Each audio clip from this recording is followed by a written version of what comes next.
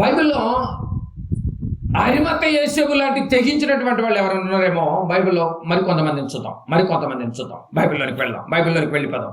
ఇంకా తెగించినటువంటి వారు ఎవరైనా ఉన్నారని బైబిల్లోనికి వెళితే రోమీలకు రాసినటువంటి పత్రిక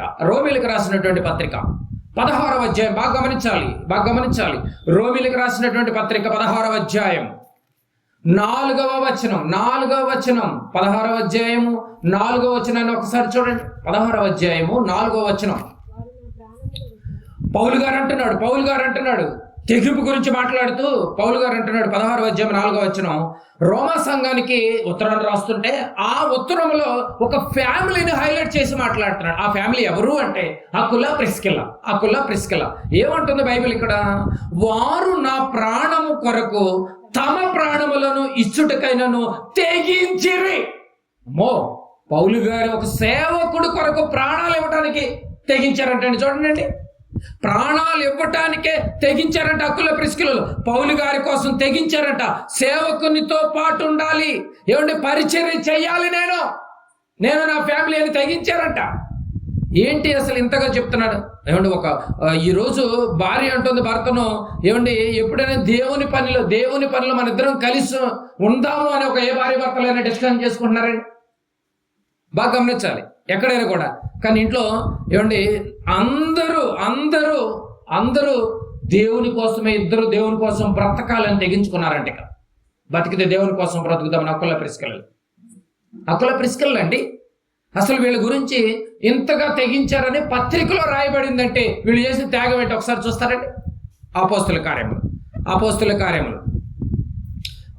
కార్యములు వీళ్ళు ప్రాణాలు ఇవ్వటానికి తెగించారంట. మామూలుగా కాదు. అపోస్తల కార్యములు 18వ అధ్యాయం. 18వ అధ్యాయము 1వ వచనం చూద్దాం. అసలు వీళ్ళు చేసినటువంటి ఘనకార్యం ఏంటో ఒకసారి చూద్దాం. అటు తర్వాత 18వ అధ్యాయం 1వ వచనం. అటు తర్వాత పౌలు ఎథెన్స్ నుండి బయలుదేరి కొరింథీకి వచ్చాడట. ఎక్కడి నుంచి ఎక్కడికి వచ్చాడు పౌలు గారు? ఎథెన్స్ ప్రాంతం నుంచి కొరింథీకి వచ్చాడు. కొరింథీకి వచ్చి పొంతు వంశీయుడైన అకుల అని ఒక యూదుని అతను భార్య అయిన ప్రిస్కిల్లాను కనుకొని వారి యొద్దకు వెళ్ళాడంట. కొరింథీకి వచ్చిన తర్వాత, కొరింథీ మహాపట్టణం కదండి. ఈ కొరింథీలో వెతుకుతున్నాడు ఎవరిని? దేవుని పని కోసం నాకు సహకరించే వాళ్ళు ఎవరు అని పట్టణం అంతా తిరిగితే ఎవరు దొరికారంట? లాస్ట్కి అకుల ప్రిస్కిల్లా దొరికారంట. అయితే 2వ వచనం, యూదులందరూ రోమా విడిచి వెళ్ళిపోవాలని క్లౌదియ చక్రవర్తి ఆజ్ఞాపించినందున, ఏమంటే ఇప్పుడు అకుల ప్రిస్కిల్లా గురించి చెప్తున్నాడు. వీళ్ళు ఒకప్పుడు ఎక్కడున్నారు? వీళ్ళు యూదులందరూ రోమా విడిచి రోమ్లో ఉన్నారు. అకుల ప్రిస్కిల్లా రోమ్ అనే పట్టణంలో ఉన్నారు. అయితే రోమ్ అనే పట్టణంలో అకుల ప్రిస్కిల్లాకు సొంత ఇళ్ళు ఉన్నారు, బంధువులు ఉన్నారు, రక్త సంబంధికులు ఉన్నారు, మొత్తం అక్కడ ఉన్నారు బంధువులందరూ అకుల ప్రిస్కిల్లా వాళ్ళకి రోమ్లో. అయితే అక్కడ ఏం జరిగిందంటే అక్కడ ఉన్నటువంటి క్లౌదియ చక్రవర్తి ఒక ఆజ్ఞాపించాడు, యేసు ప్రభు పేరు ఎవరైనా ఎత్తితే రోమ్లో ఉండటానికి వీల్లేదు. ఏమన్నా అర్థమవుతుందండి మీకు పాయింట్? యేసు ప్రభు పేరు ఎవరైనా ఎత్తినా, యేసు ప్రభు పేరు ఎక్కడైనా మీ నోట వచ్చినా రోమా ప్రభుత్వంలో ఉండటానికి వీలేదు, ఇమీడియట్ ఖాళీ చేయాలన్నారు. ఇదే రూల్ మనకు వచ్చుంటే మనం వదులుతామండి సొంత ఇళ్ళు? అయ్యా బతికుంటే బలిశాఖైనా అమ్ముకోవచ్చు నాయన, బైబిల్ కాసేపు పక్కన పెడతాం, మాకు ఇక బైబిల్కి వెళ్ళడానికి సంబంధం లేదు, కోట్లు పోసి ఇల్లు ఎడగొట్టుకుని ఇంత మహాపట్నంలో ఇంకా యేసుప్రభు పేరు ఎత్తకపోతే చాలు కదా, హ్యాపీగా ఇంట్లో ఉండొచ్చుగా అనేటువంటి ఆలోచనలో మనం ఉంటాం. కానీ అకుల ప్రిస్కిల్లా ఏం చేశారు తెలుసా? అందరూ వాళ్ళ ఫ్యామిలీలో ఎవ్వరూ రాలేదు, సొంత ఇంటిని వదిలేసుకున్నారండి యేసు ప్రభు కోసం. ఇదండి తెగింపు. యేసు ప్రభు కోసం సొంత ఇంటినే వదులుకున్నారా? మరి నువ్వు అకుల ప్రిస్కిల్లా ముందు నిలబడతానే పనికి వస్తావండి? ఏం తెగించావంటే బాబు? ఎవరో భయపెడితే ఆగిపోయేవాడు నువ్వు ఒక బతుక. అకుల ప్రిస్కిల్లా చూడు, సొంత ఇంటినే తెగించారు. చక్రవర్తి ముందు మా ఇంకెందుకు? మనకి పరలోకంలో చక్రవర్తికి, రాజులకు రాజు, ప్రభువులకు ప్రభువే మనల్ని కలిగి ఉంటే ఈ ఇల్లు ఉంటే ఏంటి, ఊడితే ఏంటి, ఇక్కడ కాకపోతే ఎక్కడైనా బ్రతకలేమా అని తెగించి అయిన వాళ్ళు వదిలేశారు, బంధువులు వదిలేశారు, ఇంటిని వదిలేశారు. సొంత ఇంటిని సొంత ఇంటిని వదిలేసి ఎక్కడికి వచ్చారు? వారు ఇటలీ నుండి కొత్తగా వచ్చిన వాళ్ళు కొరింథీకి కొత్తగా వచ్చారు. ఏమంటే కొత్తగా వచ్చిన వాళ్ళు ఒక పట్టణానికి కొత్తగా వచ్చారనుకో, ఇల్లు లేదు, వాకిల్ లేదు, ఎక్కడ ఉండాలో తెలియదు, ఏం చేయాలో తెలియదు, వృత్తి లేదు, పని లేదు, ఆకలి ఒక పక్క. ఇలాంటి పరిస్థితుల్లో వీళ్ళేమో ఎక్కడుందాము, ఏం చేద్దాము, ఎలా బ్రతకాలన్న ఈ టెన్షన్లో వీళ్ళని వెతుక్కుంటే ఎవరు వచ్చారు? పౌలు గారు వచ్చారు. ఏమండి అలాంటి సిచ్యువేషన్లో మనం అనుకో, ఏమండి మేమే సరిగా లేదు, మీరు మమ్మల్ని బట్టుకుని ఏలాడతారు, మీరు ఇంకెవరన్నా చూసుకోండి అంటారు, అంతే కదండి. మాకే దిక్కు దిమానం లేదు అంటారు. కానీ పౌలు గారు చేర్చుకున్నారంటండి వాళ్ళు. నిజంగా ఎంత గొప్ప వాళ్ళు చూడండి. మూడో వ్యక్తిని చేర్చుకున్నారండి వాళ్ళు. వారు ఇటలీ నుండి వచ్చినటువంటి వారు. క్రౌదియా చక్రవర్తి శాసనం తేవంగానే ఎవరైతే యేసుని నమ్మారో వారు ఇటలీ నుంచి వెళ్ళిపోవాలి అన్నారు, అంతే. చక్రవర్తి ఓకే, ప్రభు కోసం మేము ఏదైనా వదిలేసుకోవటం మేము సిద్ధమే అన్నారు. తెగింపు అంటారు దీన్ని, తెగింపు అంటారు. మరి ప్రభు కోసం నువ్వు వదిలేసుకుంటావు ఏదైనా? అవమానాలు వదిలేసుకుంటావా? భయాన్ని వదిలేసుకుంటావా? అమ్మో మేము వదిలేసుకో బాబు. సభ్యతను వదిలేసుకుంటావా? అమ్మో మేము వదులుకో. చూసారండి, అవసరమైతే నిజమైన వాక్యాన్ని వదిలేసుకుంటాం. కానీ వీళ్ళు తెగించారు. తెగించి ఇల్లును వదిలేశారు, సొంత వారిని వదిలేశారు, సొంత ఇల్లు వదిలేశారు, వదిలేసి వచ్చారు ఎవరి కోసం? ఏమండి, యేసు ప్రభు కోసం వదిలేసి వచ్చేసారండి బాబు. ఇది తెగింపు అంటే. పౌలు గారు రోమా పట్టణానికి ఉత్తరం రాస్తున్నారు. రోమాలో పట్టణానికి ఉత్తరం రాస్తుంటే అక్కడ క్రైస్తవులకి మీకు ఒక విషయం తెలియదు, ఒక ఫ్యామిలీ గురించి. వీళ్ళు నా ప్రాణముల కొరకు తెగించారు ఒకప్పుడు కొరింథీలో. ఆ ఫ్యామిలీ గురించి మీకు తెలియాలని చెప్తున్నాడు. ఆ ఫ్యామిలీ చేసిన ఘనకార్యాలు ఇక్కడ అర్థమవుతుంది. చూసారు, మూడవ వచనం. వారు వృత్తికి డేరాలు కుట్టువారు, పౌలు అదే వృత్తి గలవాడు కనుక వారితో కాపురం ఉండెను. వారు కలిసి పని చేయించుండేరి. వారితో కాపురం ఉన్నారు, వారితో కలిసి పని చేస్తున్నారు. డేరాలు కుట్టుకునే వాళ్ళే ఎంతగా తెగిస్తే వాళ్ళకి ఇల్లేవి లేదు, డేరాలు ఎక్కడో రోడ్డు మీద పెట్టుకుని బతుకుతున్నారు. ఎక్కడ డేరాలు కుట్టాలంటే అప్పుడులాగా షాప్ ఓపెన్ చేసి షట్టర్ ఓపెన్ చేసి అందరు ఇక్కడికి వచ్చి పట్టాలు పడైతే కుట్టడం కాదు. ఆ రోజు ఇంటికి వెళ్ళాలి. అయ్యా మీరు డేరాలు కుడతాను నాయన, ఏమన్నా ఇస్తారు? అది ఇంటి ముందు కుట్టి వెళ్తే వాళ్ళు ఏమైనా డబ్బులు ఇస్తే ఆ డబ్బులతో బ్రతకాలి, ఆ డబ్బులతోనే పరిచయం చేయాలి. అది తెగింపంటే. ఇంట్లో ఉండి ప్రశాంతంగా ఆదివారం పూట నీట్గా బట్టలు వేసుకుని పిల్లి నడకలు నడుస్తూ వెళ్తాం కాదయ్యా సేవ అంటే. అవును, ఏ ఇల్లు లేకుండా వర్షమైనా ఎండైనా వానైనా డేరాల్లో ఉంటూ నేను ఇలా బ్రతుకుతున్నానేంటి అన్నటువంటి ఆలోచన కూడా చంపుకుని ప్రభు కోసం ఊరు కానీ ఊరు, పట్టణం కానీ పట్టణంలో వస్తే తిండి తిప్పలైనా కూడా వాళ్ళు చేస్తున్న వృత్తిలో తులం పొలం ఏదైనా రాని మరో వ్యక్తికి కూడా భోజనం పెడుతూ స్వార్థ నేర్చుకుంటూ స్వార్థ పరిచర్యలో ఇంతగా కష్టపడుతున్నారు. పౌలు గారి మారుమోగిపోతుంది పౌలు గారి యొక్క పేరు. పౌలు గారిని చంపాలంటే ముందు మమ్మల్ని చంపాలన్నాడంటే పౌలు గారు మీరేం కంగారు పడకండి, మీ మీద చెయ్యాలంటే మా ప్రాణాలు పోవాలి ముందు అన్నాడు. మనమా అక్కడికి ప్రార్థనకి వెళ్ళారా మీరు అవుట్ అన్నాడు. అసలు మనిషి ఎవడండి బాబు బెదిరించడా? నాకు అర్థం కాదు. వాడు పోషిస్తున్నాడా? మన జీవనాన్ని మనకి జీవితాన్ని ఇచ్చింది ఎవరు? దేవుడు. 9 నెలలు గర్భంలో పెంచి పోషించింది ఎవరు? దేవుడు. ఈ సృష్టిలో నిన్ను జాగ్రత్తగా పెట్టుకుంటూ ఈ భూగడ్డలో నిన్ను అన్నింటినో సదుపాయాలు పెంచి పోషించుకుంటున్నటువంటి దేవుడికి భయపడాల్సిన నీవు ముక్కు మూస్తే చెక్కల్లో చచ్చిపోయా మనిషికి భయపడతావు. ఇదా భక్తి? అప్పుల పిసికల్లో చూడాలి నువ్వు. సేవకుని కోసమే తెగింపు. కొత్తగా వచ్చిన వాళ్ళు మీకు అర్థం కావాలి. కొత్తగా వచ్చిన వాళ్ళకి అసలు ఇల్లు వాకిలు కూడా ఉండదు. బాగా ఆలోచించాలి ప్రియమైన దేవుని వారలారా. అదే బలమైతే విడిచిపెడతామండి. ఇంత కట్టుకుంది సరేలే. ఆనాడు షడ్రక మేషక అభినగోళ్ళు వాళ్ళు కానీ రక్షించినా రక్షించకపోయినా మేము మాత్రం ఆ రాయికి మేము ప్రతిమకు మాత్రం మేము అబ్బో వాళ్ళు మరీ తెగింపు ఆ కాలంలోనే. మరి మనమైతే ఓకే మీ ఇష్టం, మీరు ఏం చెప్తే అది చేస్తాం, కానీ మూసిన తర్వాత నరకానికి పోతాం. అదే కదండి క్రైస్తవుల బతుకులు ఎలాగా ఉన్నాయి. ఆర్యమత్త ఏసేపు తెగించాడు. ఏమంటే అక్కుల ప్రిస్కిలలో తెగించారు. ఇల్లు పోతే ఏంటి, నేను వెళ్ళి మీకు ఇల్లు సిద్ధపరచ వెళ్ళుతున్నాను, మాకు పరలోకంలో ఇల్లు కట్టుకుంటున్నాం మేము. ఇది ఒకరోజు కొలాప్స్ అయిపోయేటటువంటి భూమి. ఇది ఇక్కడ ఇల్లుంటే ఉడితే మాటలు అర్థం కావాలి మీకు. ఆ మాటలో ఉన్నటువంటి ఆంతర్యం అర్థం కావాలి. ఎంత గొప్పగా తెగించారు కనుకనే ఇల్లును విడిచిపెట్టారు. ఎవరు? అకుల ప్రిస్కిల్లలు తెగించారు కనుకనే వారికి ఉన్న సుఖభోగాల్ని విడిచిపెట్టేశారు. తెగించారు కనుకనే ఇద్దరు పౌలు గారితో కలిసి సువార్త పనిలో కొనసాగించారు. తెగింపు కనపడుతుంది చూడండి. భార్య భర్తలు తెగింపు చూడాలి. ఇప్పుడున్న భార్య భర్తలు ఎలా ఉంటుంది? ఎప్పుడు దేవుడి పనేనా? ఇంటికాడ పిల్లలు అనేవాళ్ళు ఒకడు ఉన్నారు, భార్య అని నేను ఒకడు ఉన్నాను. పదవ బైబిల్ పట్టుకుని తిరుగుతూ ఉంటాం. లేదు ఇంకెప్పుడు వెళ్ళను లేక ఏమండి? ఏం భక్తులండి బాబు! ఏది తెగింపేది? ఏం తెగింపండి?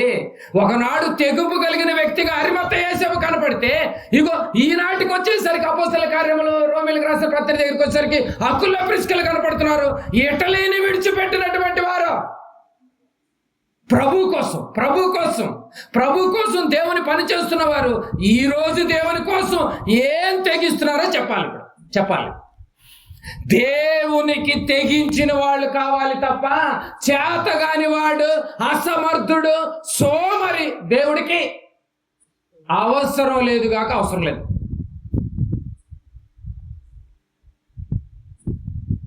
అకుల ప్రిస్కిల్లలు ఇద్దరిని చూసాం కదండి. అరిమత్తయి యేసేపు తెగించాడు, రహస్య శిష్యుడు. అకుల ప్రిస్కిల్లలు తెగించారు, ప్రాణం కొరకు, ప్రాణాల కోసం అది సమర్పించడానికి కూడా తెగించారు. ఇక మూడవదిగా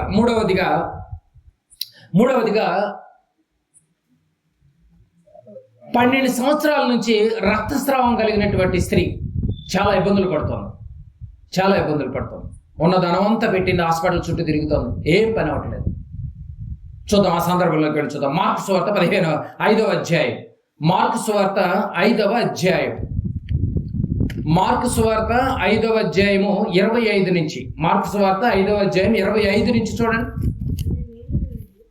బాగా చూడాలి. మూడో సందర్భాన్ని చూస్తున్నాం మనం, మూడో వ్యక్తిని.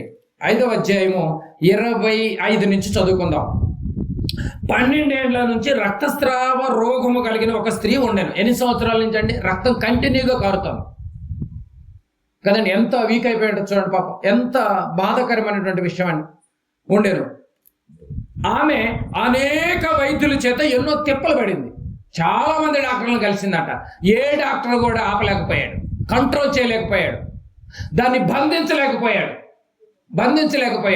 చాలా తిప్పలు పడిందంటే మీకు అర్థం కావాలి. తిప్పలబడి అనే పదం రాశాడంటే చాలా ఇబ్బందులు పడి చాలా చోటకు తిరిగింది, ఏం ఉపయోగం లేదు.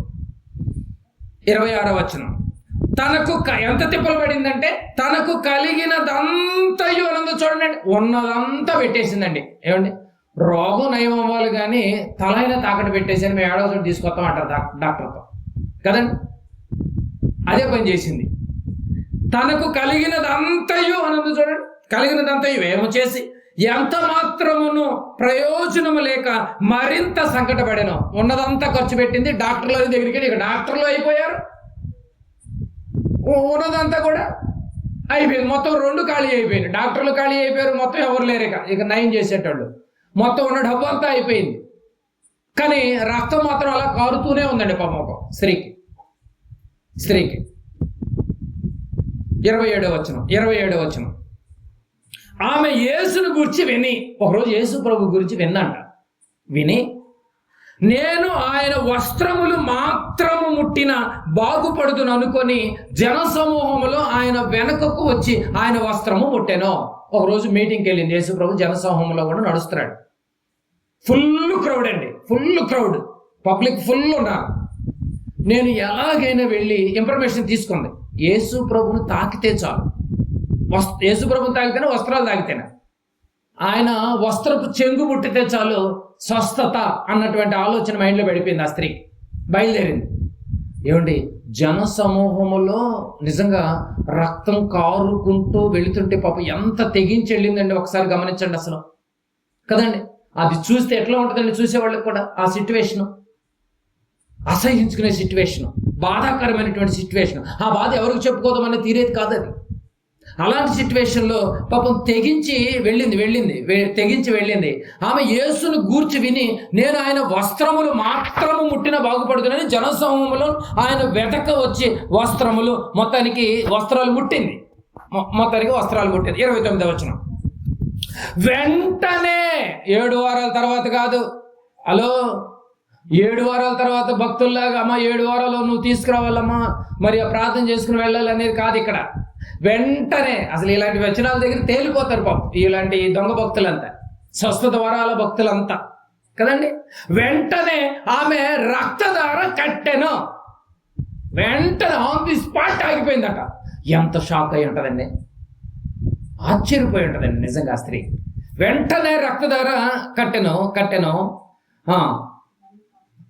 తన శరీరంలో నుంచి ఆ బాధ నివారణమైనందున గ్రహించాను. 30వ వచనం. అప్పుడు ఎప్పుడైతే వెంటనే కట్టేసిందో ఆ యొక్క రోగము నయమైందో, 30వ వచనం, వెంటనే యేసు తనలో నుండి ప్రభావం బయటికి వెళ్ళినని తనలో తాను గ్రహించి జనసమూహం వైపు తిరిగి, యేసు ప్రభు కూడా ఆగిపోయాడు, ఆగి తిరిగాడు. జనసమూహం మొత్తం చూస్తున్నాడు. తిరిగి నా వస్త్రములు ముట్టిన దేవారని అడుగుతున్నాడు. నా వస్త్రాలు ముట్టింది ఎవరు, మర్యాదకి చెప్పండి. నా వస్త్రాలు ముట్టింది ఎవరు, మర్యాదకి చెప్పండి. నా వస్త్రాలు ముట్టింది ఎవరు, మర్యాదకి చెప్పండి. ఎవరు పట్టించుకోవట్లేదు, యేసు ప్రభు అడుగుతుండే. ఒకళ్ళు పట్టించుకుంటారు, పేతురు గారు. ఇక్కడ పేతురు గారు అని ఉంటుంది కానీ ఇంకోసారి పేతురు గారు అని ఉంటుంది. ఎందుకంటే ఇందాక మనం చూసినట్టుగా అరిమత్తయి యేసు గురించి ఎట్లా చూసాం అట్లాంటి ఇన్ఫర్మేషన్ ఉంటుంది. అప్పుడు వెంటనే పేతురు గారు ఏమన్నాడంటే 31వ వచనం, ఏంటి ప్రభువా నువ్వు మరీను ఈ జనం నీకు తెలియదేముంది, ఇంత జనంలో ఎవరు ముట్టారు, రద్దీగా ఉంది, ఎలా చెప్తాం అని మాట్లాడుతున్నాడు. చూడండి 31వ వచనం, ఆయన శిష్యుల జనసమూహము నీ మీద పడుచుండుట చూచుచున్నావే, నీ మీద కూడా పడుతుంటే ఎవరని చెప్తాం. పేతురు గారు మాట్లాడేది అక్కడ, మీద ఇంతగా పడుతుంటే ఎవరని చెప్తాం ప్రభువా, మరి తెలిసి కూడా ఇట్లా అడుగుతా ఉంటాం. చూచుచున్నావే, నన్ను ముట్టిన దేవుడని అడుగుతున్నావా. పైగా క్వశ్చన్ వేసారు చూడండి అక్కడ, నన్ను ముట్టింది ఎవరని అడుగుతావా, నాకు ముట్టింది ఎవరో చెప్పాలి అని నన్ను చెప్పకండి అన్నాడు ప్రభులు వారు. మేము చెప్పలేము, ఈ జనంలో మేము ఎలా చెప్తామని శిష్యులు అంటున్నారు.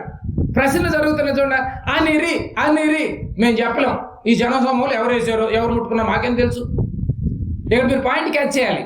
అన్ని ఎవరు ముట్టుకున్నారో తెలుసు, ఎవరికి స్వస్థత అయిందో తెలుసు, అన్ని తెలిసినా కూడా ఎందుకు అడుగుతున్నాడో మీరు గమనించాలి ఇక్కడ. మీకు అర్థమవుతుంది ఇక్కడ పాయింట్. ఇక్కడ ఏమైనా ఈ ముట్టుకున్న ఆవిడ ఏమన్నా మాట్లాడుద్దేమో తెగించని అర్థమైందండి మీకు పాయింట్.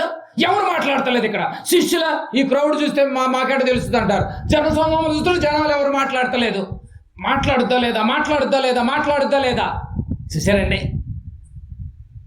అప్పుడు మాట్లాడుతుంది తెగించి, నీకులాగా గాజులు తడుకుని కూర్చోలేదు, తెగించి దేవుని కోసం తెగించి ప్రభు కోసం తెగించే వాళ్ళు ఇలాంటి వాళ్ళు కావాలండి. దేవుడికి నన్ను ఎవరు ముట్టారు నాకు తెలియాలి. ఇదే పట్టు మీద కూర్చున్నాడు ప్రభులు వారు, అంతే. మాట మాట్లాడతలేదు, వేరే మాట మాట్లాడదు. శిష్యుల మాకు తెలియదు ఈ జనంలో మేము చెప్పలేం. ఈ ఇద్దరు వాదం జరుగుతుంది. ప్రశ్నలు ఉన్నాయాడ, వాదం జరుగుతుంది.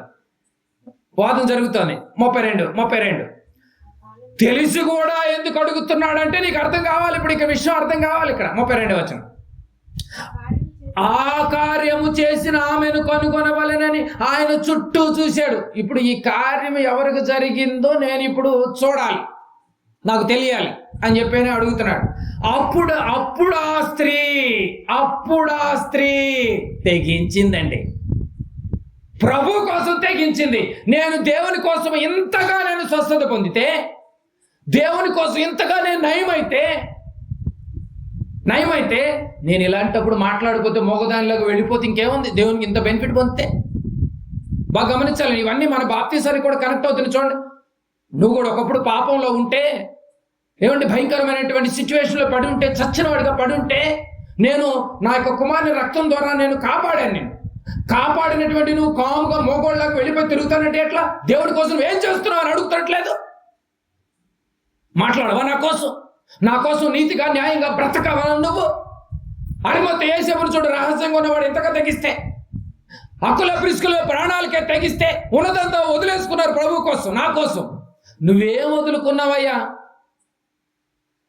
చూసారండి ఎంత కనెక్టింగ్ గా ఉన్నాయి చూడండి. అప్పుడు ఆ స్త్రీ తనకు జరిగినది ఎరిగి భయపడుతుంది. అంతమందిలో పబ్లిక్ ఎక్కువగా ఉన్నారు కదండి. భయపడి ఆమెను చూడంగానే ఆవిడతో పాటు వస్తున్నటువంటి పాపం ఆ లీక్ అయినటువంటి పాపం ఆ రక్తాన్ని అంతా చూస్తూ ఉంటారు కదండి. చూసే వాళ్ళకి ఎలా ఉంటుందండి?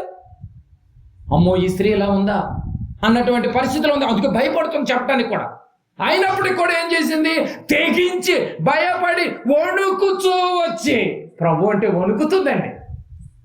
మనకి లేదండి ఈరోజు దేవుడు భయం అంటే. అన్నీ తెలిసినోడికి ఏ భయం లేకుండా తిరుగుతున్నాడు వాక్యం గురించి. నిజాలవి. వణుకుతూ వచ్చి ఆయన ఎదుట సాగిలపడి కాళ్ళ మీద పడిపోయింది. ఏం తెగింపు! సాగిలపడి తన సంగతి అంతయు ఆయనతో ఎంతమంది డాక్టర్ దగ్గర తిరిగిందో చెప్పింది. ఏమండి డబ్బులు ఎంత వదిలినాయో చెప్పింది. ఎన్ని సంవత్సరాల నుంచి వస్తుందో మొత్తం చెప్పిందండి. మొత్తం చెప్పింది. 33 బాగా గమనించాలి. అప్పుడు ఆ స్త్రీ తనకు జరిగినది ఎరిగి భయపడి వణుకుతూ వచ్చానికి సాగిలి పడిందంటే తెగించిందనమాట. ప్రభు కోసం తెగించింది చెప్పడానికి. బాగా గమనించాలి. ఒక అరిమత్తయి యేసేపు తెగించాడు, అకుల ప్రిస్కిలలు తెగించారు, రక్తస్రావము కలిగినటువంటి స్త్రీ కూడా తెగించి ప్రభు కోసం నిలబడి మాట్లాడుతుంది జనసమూహంలో. తెగింపు కనపడుతుంది కదా. నిజంగా మరి మనం ఏం తెగిస్తున్నాం దేవుడి కోసం, ప్రభు కోసం? రహస్యంగా మనం ఏం బాప్తిసం తీసుకున్న వాళ్ళం ఏం కాదు. ఏం తెగించున్నామండి? మరి నీవు ఇప్పుడు తెగించాలంటే నీకేం కావాలో తెలుసా? ఇప్పుడు నువ్వు కూడా తెగించాలంటే నీకేం కావాలో తెలుసా? బైబిల్లోకి వెళ్ళి కొన్ని వచనాలను ధ్యానిద్దాం. ప్రసంగి గ్రంథం. ఇప్పుడు నువ్వు కూడా తెగించాలనుకుంటున్నావా? హక్కుల ప్రిస్కిలలాగా, రక్తస్రావం కలిగినటువంటి స్త్రీలాగా, అరిమత్తయి యేసేపులాగా నువ్వు కూడా తెగించాలనుకుంటే నీకు ఒక మంచి క్లూ ఇస్తున్నాడు దేవుడు. ప్రసంగి గ్రంథం 9వ అధ్యాయం. ప్రసంగి గ్రంథము 9వ అధ్యాయం. 13వ వచనం. 9:13 వచనం. మరియు నేను జరుగు దీనిని చూచి ఇది జ్ఞానమని తలంచి తిని ఇది నా దృష్టికి గొప్పగా కనపడిన. అంటే సొలొమోను గారికి ఏదో ఒకటి గొప్పగా కనపడిందంట. అన్నిటికంటే ఇదే మంచి జ్ఞానంగా కనిపించిందంట. ఏంటి ఆ సందర్భం? 14వ వచనం. ఏమనగా ఒక చిన్న పట్టణం ఉందంటండి. చిన్న పట్టణం ఉండేను. దాని యందు కొద్ది మంది కాపురం ఉంటున్నారంట. ఆ పట్టణంలో ఉండరు. దాని మీద గొప్ప రాజు వచ్చి దాన్ని ముట్టడి వేసి దాని ఎదుట గొప్ప బురుజు కట్టించాడంట. ఆ కొద్ది మందిని కూడా ఆక్రమించుకుని బానిసత్వాలుగా తయారు చేసి వెళ్ళిపోవటానికి ఒక గొప్ప రాజు వచ్చి మొత్తానికి కంట్రోల్ చేసేసాడు. ఆయన అధికారంలో తీసేసుకున్నాడు వాళ్ళు, ఈ పట్టణంలో ఉన్నటువంటి వాళ్ళందరినీ. పట్టణంలో ఉన్నాడు, దాన్ని ముట్టడి వేసి దాని ఎదుట గొప్ప బురుజులు కట్టించాడు. అందరినీ బానిసలైపోయారండి. ఆ రాజుకు బానిసలైపోయారు. 15వ వచనం. అయితే అందులో జ్ఞానము గల ఒక భేదవాడు ఉన్నాడు. ఆ పట్టణంలో జ్ఞానము కలిగినటువంటి భేదవాడు ఉండేను. తన జ్ఞానము చేత ఆ పట్టణాన్ని రక్షించాడంట. ఆ పట్టణమును రక్షించాడని ఉంది చూడండి. ఇక్కడ మీరు బాగా గమనించలేదు. అయితే అందులో జ్ఞానం గల ఒక భేదవాడు ఉండి తన జ్ఞానము చేత ఆ పట్టణాన్ని రక్షించాడు.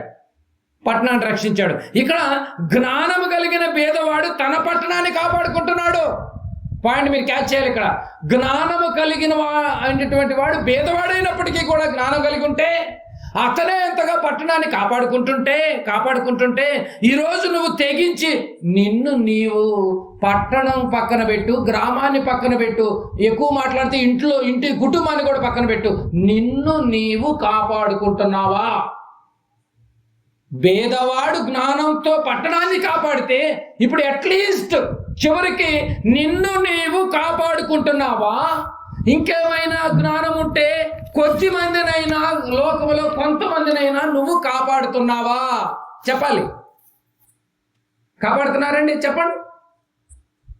ఏమండి, ఒక భేదవాడు పట్టణాన్నే కాపాడితే చివరికి ఆయన ఎవరు పట్టించుకోలేదండి.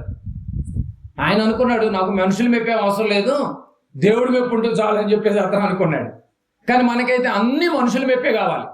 మనుషులు పొగొడతలు, ఏమండి, మనుషులు అడుగులకు మడుగులు వచ్చే పరిస్థితులు అవి కావాలి. కానీ ఈరోజు సంఘంలో సభ్యత్వాలు, ఇవన్నిటి వల్ల ఉపయోగం లేదు. ప్రేమ దేవుని వరాల బాగా మీరు క్యాచ్ చేయాలి. చివరగా మీరు గమనించాలి. అరిమత్తయి యేసేపు తెగించి, రహస్యంగా ఉన్నటువంటి అరిమత్తయి యేసేపు ఒక శవం కోసం పోరాడాడు. తెగించి అన్నింటిని వదులుకున్నాడు. ఆ రోడ్డు పోరాడు కనుకనే పునరుద్ధానానికి సంబంధించినటువంటి కార్యక్రమాల్లో అరిమత్తయి యేసేపు హస్తం కనపడుతుంది. ఆ హస్తమే ప్రపంచానికి ఈరోజు దిక్సూచిగా కనపడుతుంది. నంబర్ 2, అకుల ప్రిస్కిలలు ఏమండి, తెగించారు. దేవుని కోసం, నా ప్రభువు కోసం నేను ఏదైనా చేయాలి, అవసరమైతే ఉన్నదైనా కూడా నాకు పోయినా కూడా పర్లేదు, నేను ప్రభువును మాత్రం నేను వదలకూడదు, అవసరమైతే సేవకున్న ప్రాణాలు కూడా మేము అడ్డుపడతామని తెగించినట్టుగా మనకు అనిపిస్తుంది. ఇక్కడ బీదవాడు, నాలుగవదిగా బీదవాడు ఏం చేస్తున్నాడు? బీదవాడు జ్ఞానము కలిగి పట్టణాన్ని కాపాడుతున్నాడు. బాగా గమనించాలి ఇక్కడ. ఇదే జ్ఞానం కలిగిన నీవు పట్టణం పక్కన పెట్టు, బంధువులు పక్కన పెట్టు, రక్త సంబంధికులు పక్కన పెట్టు, నీ ఆత్మను నువ్వు పర్ఫెక్ట్గా కాపాడుకో. ఇది చేయగలుగుతున్నావా? కనీసం నీ ఆత్మ నువ్వు నరకానికి వెళ్ళకుండా ఆయన కాపాడుకుంటున్నారంటే చివరికి మిగిలేది ఏమి లేదు, ఏం చేయట్లేదు. ఎందుకు బతుకుతున్నామో తెలియదు, ఎక్కడికి వెళ్తున్నామో తెలియదు, యేసు ప్రభు ఎవరో తెలియదు, బాప్తిస్మం ఎందుకు తీసుకోవాలో తెలియదు, పరలోకం అంటే ఏంటో తెలియదు, నరకం అంటే ఏంటో తెలియదు, అక్కడికి ఎవరు వెళ్తారో తెలియదు, ఎందుకు వెళ్తారో తెలియదు, ఎక్కువ మాట్లాడితే ఎందుకు పుట్టావో కూడా నీకు తెలియదు.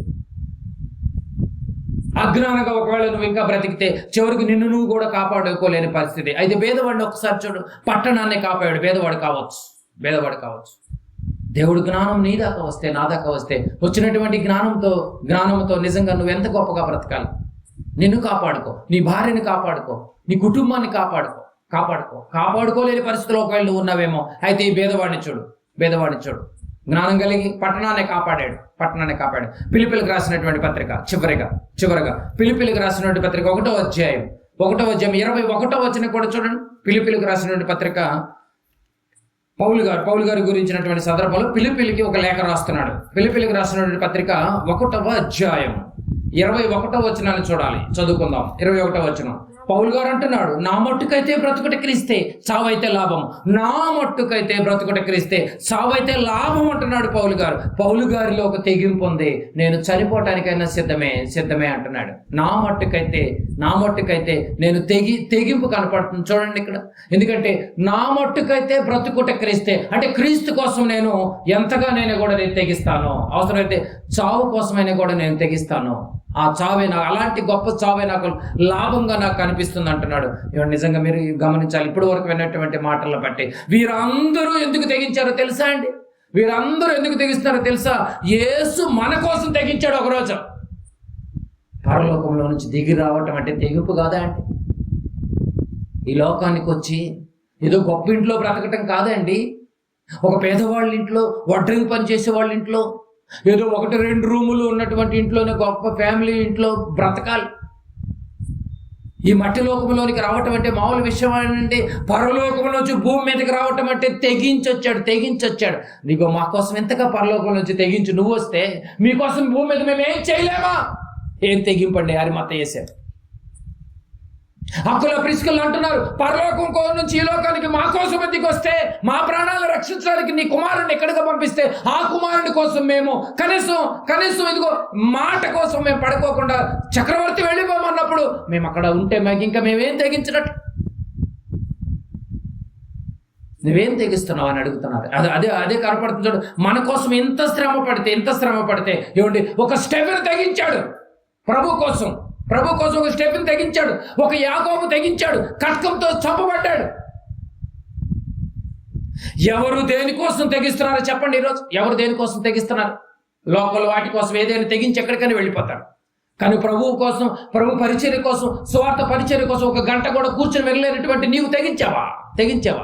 అదే నీకు లోక సంబంధమైనటువంటి ఏమంటే లాభాలు వచ్చేటటువంటి చోట గంటలైనా కూడా కూర్చుంటావే తెగించి. ఇలాంటి వాళ్ళు ప్రభువుకు అవసరం లేదు. ప్రేమైన దేవుని వాళ్ళ అరిమత యేసేవు లాంటి వాళ్ళు కావాలి, అకుల ప్రిస్కిల్ లాంటి వాళ్ళు కావాలి. ఇదిగో ధైర్యముగా జనసమూహంలో నిలబడి నేను యేసు కోసం భయపడి ధైర్యంగా నేను మాట్లాడగలిగే ఒక రక్తస్రావ కలిగినటువంటి స్త్రీ స్వభావం కలిగినటువంటి వాళ్ళు కావాలి. ఈరోజు జనసమూహానికి భయపడి ధైర్యముగా యేసుకు భయపడింది, జనసమూహానికి భయపడలేదు. ఇక చెప్పడానికి సిద్ధమైపోయింది. బాగా గమనించాలి. నంబర్ 1, అరిమత్తె యేసేపు తెగింపును చూడు, అర్థమైపోవాలి నీకు. నంబర్ 2, అకుల ప్రిస్కిల్ల ప్రాణము ఇచ్చుడికైనా తెగించారు. బాగా గమనించావా? ఇక 3వదిగా రక్తస్రావం కలిగినటువంటి స్త్రీ తెగించి ప్రభు దగ్గరికి వెళ్ళింది. తెగించి వెళ్ళింది. ఎవరేమనుకున్నా నాకు అనవసరం, నా ఆత్మరోగాన్ని అయినా నేను బాగు చేసుకోవాలి అని ఈరోజు నువ్వు తెగించగలవా?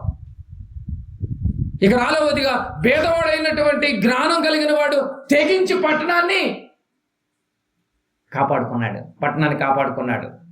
ఇక 5వదిగా తెగించి నీ కుటుంబాన్ని, తెగించి నీ భర్తను, తెగించి నీ పిల్లలను కాపాడుకో. దేవుని కోసం నీ ఆత్మను రక్షించుకోవాలంటే తెగింపు ఉండాలి.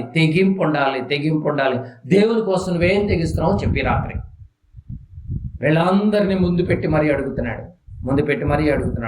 తెగించిన వారు దేవుని కోసం బ్రతుకుతారు.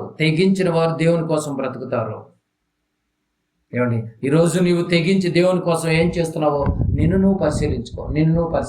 యేసుప్రభు 33 పరిచర్యలో అన్నిటిని తెగించుకుని ఇక్కడికి వచ్చాడు. సిలివేస్తారని తెలుసు, పిడుగుదులు గుద్దుతారని తెలుసు, మేకులు కొడతారని తెలుసు, ముళ్ళ కిరీటం పెడతారని తెలుసు, చేదు చిలకను అందిస్తారని తెలుసు, బళ్ళెపోటు పొడుస్తారని తెలుసు. అన్ని తెగించి నేను భరిస్తాను అనే లోకానికి వచ్చాడు. కనుకనే ఈరోజు మనం ఎంతగా హ్యాపీగా బ్రతకగలుగుతున్నాం. ఈ సంవత్సరం కూడా ఉండనివ్వని నిజంగా ఎంతగా అడ్డుపడుతున్నటువంటి యేసుని మన యొక్క జీవితంలో ఆహ్వానించిన తర్వాత కూడా ఇంకా నువ్వు వేషధారుల వలె దయచేసి ఉండకోకుండా ఒక అరిమత యేసు లాంటి క్యారెక్టరు, ఒక అకుల్లో ప్రిస్కిల్ లాంటి క్యారెక్టరు, ఒక రక్తస్రావం కలిగినటువంటి క్యారెక్టరు, ఒక భేదవాడైనటువంటి జ్ఞానం కలిగినటువంటి క్యారెక్టర్ లాంటి జీవితాలను మనం సంతరించుకొని నీ ఆత్మను రక్షించుకుంటూ, వీలైతే నీ కుటుంబాన్ని రక్షించుకుంటూ, వీలైతే నీ గ్రామాన్ని రక్షించుకుంటూ నీ చేతికి వచ్చినటువంటి పని నీ శక్తి లోపం లేకుండా జాగ్రత్తగా కొనసాగించేటటువంటి బిడ్డలుగా అందరూ ఉండాలనే ఇంత మంచి మాటలు బాగా గమనించాలి ప్రియమైన దేవుని వారలారా. ఒక శవం కోసమే ఒక డెడ్ బాడీ అయినటువంటి దేహం కోసమే, ప్రభు దేహం కోసమే ఇంతగా పరితపించినటువంటి రహస్య శిష్యుడైన యేసుని రాత్రి నువ్వు ఒక్కసారి చూడగలిగితే నువ్వు అఫీషియల్గా బాప్తిసం తీసుకున్న నీవు ఇంకెంతగా తెగించాలో ఆలోచించే. పిరికి వారికి అయితే పరలోకం లేదు, తెగించిన వారికే పరలోకం సిద్ధపాటు చేయడానికి రెడీగా ఉంది, ప్రిపేర్ అవుతుంది. ఆలోచించండి, మంచి నిర్ణయం తీసుకోండి. దేవుని కృపను బట్టి ఉదయకాలం నుంచి ఇప్పటి వరకు నిజంగా దేవుడు మనకి ఎంతగానో ఎన్నో విషయాలు ఇలాంటి తెగించే విషయంలో ఒకవేళ మీ కాళ్ళు అడ్డం రావచ్చు, అయితే వాటిని నరికివేసే. అయితే ఇలాంటి తెగించే విషయంలో నీ కుడి చేయి అడ్డం రావచ్చు, అయితే నరికివేసే. నీ తెగించే విషయంలో నీ కళ్ళు అడ్డం రావచ్చు, అయితే నరికివేసే. అంటే ఆలోచనలు నరికేమని ఉదయకాలంలో మనం విన్నాం. కనుక ఆలోచన చేయండి. దేవుని ఎదిగే విషయంలో, దేవుని కార్యక్రమాల్లో నీ ఆత్మను బ్రతికించుకునే విషయంలో, ఆత్మీయ జీవితంలో ఏమైనా అడ్డుపడే విషయంలో ఆలోచనలు కానీ నువ్వు నరకకపోతే నీకు తెగించే స్వభావం నీ జీవితానికి అన్నటికీ రాదు. ఆలోచించండి, మంచి నిర్ణయం తీసుకోండి. కళ్ళు మూసుకొని ప్రార్థన చేసుకున్నాం. దయగలిగినటువంటి మా యొక్క కన్న తండ్రి, మీ పాదాలకు వందనాలు చెల్లించుకుంటున్నాం తండ్రి. మాకిచ్చింది 60-70 సంవత్సరాలు మేము అనుకుంటున్నామే కానీ లోనికి వెళ్ళి ఆలోచన చేస్తే నీటి పొడగ లాంటి జీవితము, ఆవిరి లాంటి జీవితం, గడ్డి పువ్వు లాంటి జీవితం అని మేము వింటూనే ఉన్నాము తండ్రి. మాకిచ్చినటువంటి ఈ చిన్న జీవితంలో రహస్యంగా బ్రతికినటువంటి ఒక అరిమత్త యేసేవ ఎంత గొప్పగా బ్రతికితే, ఇంత త్యాగం చేసి తెగిస్తే మేము నిజంగా నాయన అందరి ఎదుట, సమాజం ఎదుట, మీ ఎదుట బాప్తిసం తీసుకుని పరిశుద్ధాత్మైన వరాన్ని పొందినటువంటి మేము ఇంకెంతగా బ్రతకాలి తండ్రి. ఒక్కొక్కరు ప్రిస్కిల్లో ఎంత గొప్పగా బ్రతికితే, ఒక రక్తస్రావము కలిగినటువంటి స్త్రీ ఎంత గొప్పగా బ్రతికితే, జ్ఞానము కలిగినటువంటి భేదవాడు ఎంత గొప్పగా పట్టణాన్ని కాపాడుకుంటుంటే, చివరికి మమ్మల్ని మేము కాపాడుకులేనంత దౌర్భాగ్యంగా ఒకవేళ మేము అజ్ఞానంగా ఉన్నామేమో నాయన. ఇప్పటికైనా మనోనేతల గుడ్డితనాన్ని తొలగించుకుని మీ విలువైనటువంటి వాక్కులను శిరస్సావహించి, శిరస్రాణం అనేటటువంటి మీ వాక్కులను హృదయాల్లో గుండెల నిండా పెట్టుకుని బ్రతికే మహాభాగ్యం అందరికీ దయచేయండి తండ్రి. సదస్సుకు వచ్చినటువంటి బిడ్డలందరినీ నాయన క్షేమంగా మీరు భద్రపరచండి. తెగింపు కలిగినటువంటి జీవితాన్ని నేను ఎంతగా బ్రతుకుతున్నానని ఈ రోజు నుంచి మాదిరిగా పెట్టుకోవటానికి కొంతమంది భక్తులు మేము చూపించారు తండ్రి. అలాంటి భక్తులతో కూడుకున్నటువంటి జీవితాన్ని మమ్మల్ని కూడా తండ్రి గొప్పగా మేము బ్రతకాలి అంటే నాయన మీకోసం అలాంటి మంచి మనస్సును, త్యాగంతో కూడుకున్నటువంటి మనస్సును నిజంగా మాకు రావాలి అంటే నాయన, నిజంగా నాయన మీ సన్నిధి మాకు అవసరం తండ్రి. మీ సహాయం మాకు ఎంతైనా అవసరం తండ్రి. మీ సహాయాన్ని మేము పొందుకుంటున్నాము నాయన. మీ సహాయాన్ని మేము ఎల్లప్పుడూ అర్థిస్తూ ఉండాలి తండ్రి. తండ్రిగా మీరున్నారు, కుమారులుగానే మేము ఎల్లప్పుడూ మా జీవితాలు ముగించాలి తండ్రి. అపవాది కుమారులుగా ఒకవేళ మా జీవితాలు ముగిస్తే మమ్మల్ని మేము పొడుచుకున్న వాళ్ళం అవుతాం తండ్రి. రొమ్ము కుట్టుకునే పరిస్థితినైనా మేము తెచ్చుకోకుండా తండ్రి ధైర్యముగా నైనా మీకోసం గొప్పగా బ్రతికేటటువంటి మహాభాగ్యాన్ని మా అందరికీ ప్రసాదింపచేయమని మహిమతో ఒక్కసారి తలొంచిన బిడ్డలందరినీ ప్రేమపూర్వకంగా మీరు జ్ఞాపకం